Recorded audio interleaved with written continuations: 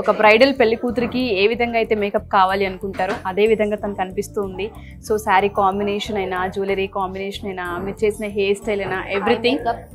Eye makeup నిజంగా చాలా బాగుంది. వీలైతే ఒకసారి అమ్మాయి కళ్ళు మూస్తే చూసే ఆడియన్స్ కి కూడా ఐ మేకప్ చాలా క్లియర్ గా కనిపిస్తూ ఉంటుంది. చాలా నీట్ గా తను చేయడం జరిగింది ఇక్కడ. సో ఇదంతా ఇక్కడ నేర్చుకున్న నాలెడ్జ్ అయినా మీరు?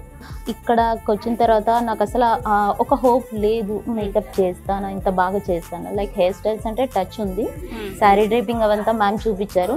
అదే విధంగా పర్ఫెక్ట్ గా ఈచ్ అండ్ ఎవ్రీథింగ్ పర్ఫెక్ట్ గా చేశాను. మీకు కనిపించింది చాలా ప్రిపేర్ అయితే నాకు చాలా బాగా నచ్చింది. And Ramesh sir hair styles చెప్పారు, అది కూడా పర్ఫెక్ట్ చేశానని అనుకుంటున్నాను.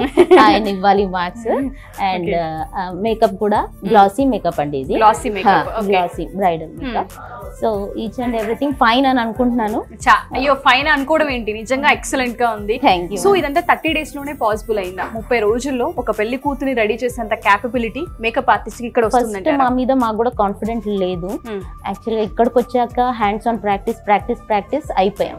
ఎవరైనా నేర్చుకోవచ్చా దీనికంటూ పర్టికులర్ ఈ కెపాసిటీలో ఈ నాలెడ్జ్ ఉండాలి? లేదండి, ఎవరైనా నేర్చుకోవచ్చు. జీరో నాలెడ్జ్ ఉన్న వాళ్ళు కూడా ఇక్కడికి వస్తే రమేష్ సార్ అద్భుతాలు చేస్తారు. అంతే, అద్భుతాలు చేయిస్తారు మీతోని.